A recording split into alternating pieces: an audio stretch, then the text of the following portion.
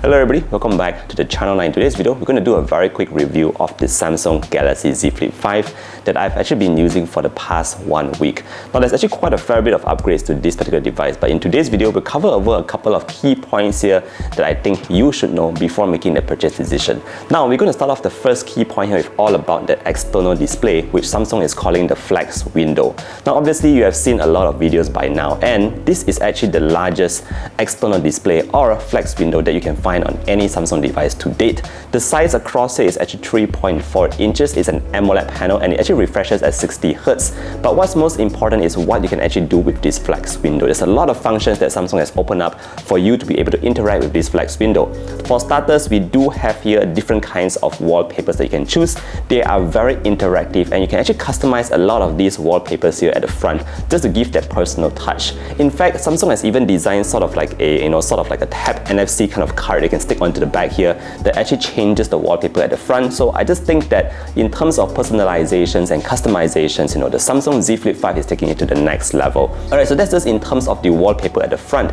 But other than that, what more features can you actually expect to use on this Flex window? Well, if you just swipe across, you'll notice that we do have a ton of widgets now available for this window, and because it is so big, you can actually see a lot of details directly from the screen without having to open the phone. Alright, so a question might pop up to you, like there's so many widgets right now, so which one, how do you actually jump into a specific widget? And again, Samsung has designed some really clever UI over here.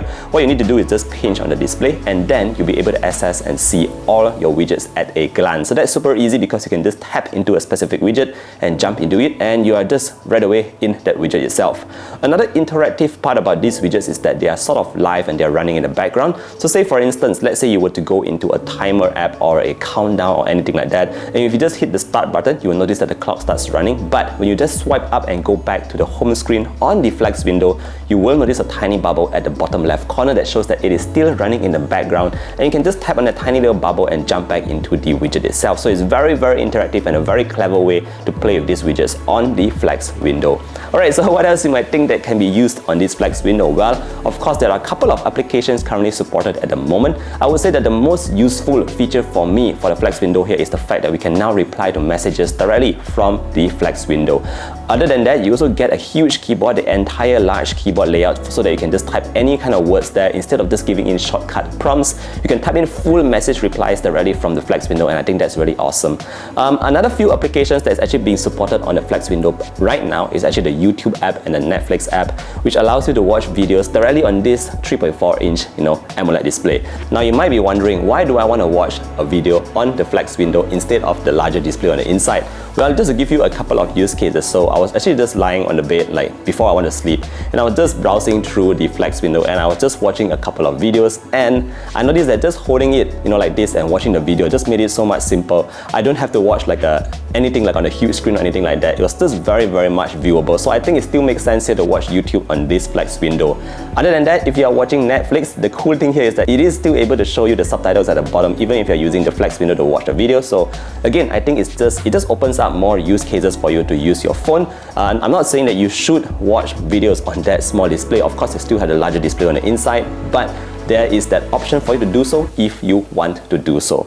Alright, so the last thing that is really important about this Flex window is basically all about taking those selfies. These days we are taking a lot of pictures of ourselves, and sometimes it's just very difficult to try and get the perfect angle. And I think with this larger Flex window, you are able to take even better selfies because you're able to position it way better here. Other than that, there is also a ton of shortcuts or functions that you can access directly from the Flex window without going inside to actually get adjust your aspect ratio, put on the timer or anything like that. So it's very useful for those of you out there who likes to take selfies. I know there's a lot of you out there who like to do so. So this phone here with the Flex window is going to help you out with that. Alright, so that pretty much sums up the entire Flex window, guys. It's got a lot of features here directly from this 3.4-inch AMOLED display. But what else is actually important or new on the Galaxy Z Flip5? Well, for starters, we do have a new Flex hinge design, which actually allows the phone to close completely flat. Again, I believe you are already aware about that, but what's more important here is that it is actually IPX8 rated.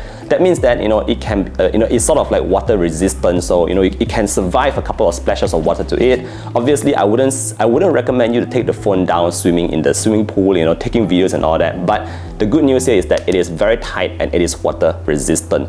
Moving on, in terms of the crease on the inside, yes, I know a lot of people are going to be asking about that. I would say that it is still a little bit visible. It's not completely invisible, but a tip to getting minimal crease on this display here is to use a wallpaper that is a bit brighter, because that way the light won't reflect that much on the crease. I think this is something that it can be solved, and if you are going to be buying a folding phone, obviously this is something that you're going to have to bear with it. Other than that, I think in terms of the performance, we are seeing a huge bump here in terms of performance. Is using the Snapdragon 8 Gen 2 for Galaxy. That means it is a very, very powerful smartphone. It is using the most powerful, the latest and the greatest processor that you can find in the market today on a phone of this size. So don't be fooled by the size of this phone. It is actually very, very powerful. Of course, if you're going to be playing a lot of games, if you're going to be multitasking, everything is just going to fly on the Galaxy Z Flip 5. Now we move on to the final point here, which is all about that design. Yes, there are a couple of new colors, a total of 4 actually. My version here is the one in mint, and I think it looks the best for my personal liking. I like the fact that it's a very subtle kind of like colors, a pale colors that they are using on the Z Flip 5. It isn't too shouty or anything like that. Of course, there is even the bespoke edition that comes in even cooler colors. And not just that, the bespoke edition also comes with a black frame all around and matte materials used on the entire device. And I think that is super awesome, because you don't get those kind of fingerprints on the phone itself, and it just looks so much better in my opinion.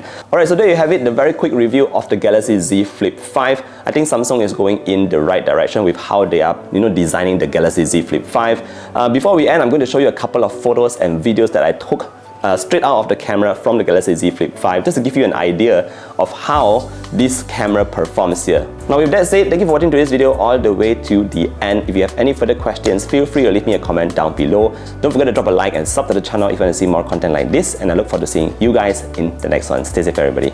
Bye bye.